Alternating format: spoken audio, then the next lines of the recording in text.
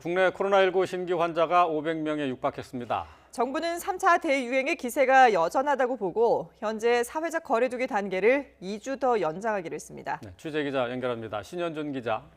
네, 신현주입니다. 네, 환자 추이 전해주시죠. 네, 오늘 0시 기준 신규 확진자는 모두 494명입니다. 전날보다 64명 늘며 500명대에 바짝 다가섰습니다.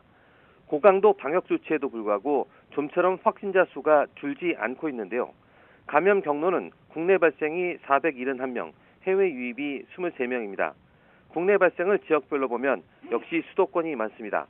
서울이 121명, 경기 187명, 인천 28명 등 수도권 신규 환자만 336명입니다. 이 가운데 85명은 수도권 임시선별검사소에서 양성 판정을 받았습니다.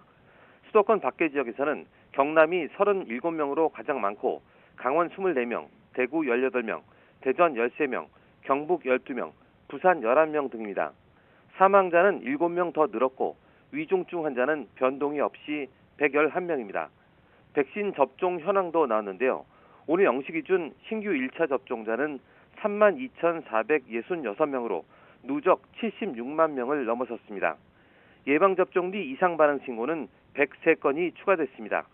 이 중 아나필락시스 의심 사례가 3건이고 중증 의심 사례가 1건, 그리고 사망 사례도 1건이 추가됐습니다. 네, 이렇게 확진자가 좀처럼 줄어들지 않고 있는데요. 정부가 사회적 거리두기 단계를 결국 2주 더 연장하기로 했죠. 네, 정세균 국무총리는 오늘 아침 중앙재난안전대책본부 모두 발안에서 다음 주부터 2주 동안 현재의 거리두기 단계와 5인 이상 모임 금지를 유지하겠다고 밝혔습니다. 이로써 수도권 2단계, 비수도권 1.5단계의 사회적 거리두기가 다음 달 11일까지 연장됩니다. 정 총리는 하루 3,400명대의 확진자 수가 7주간 이어지는 가운데 거리두기 피로감은 커지고 긴장감은 점점 느슨해지고 있어 우려스럽다며 이같이 전했습니다.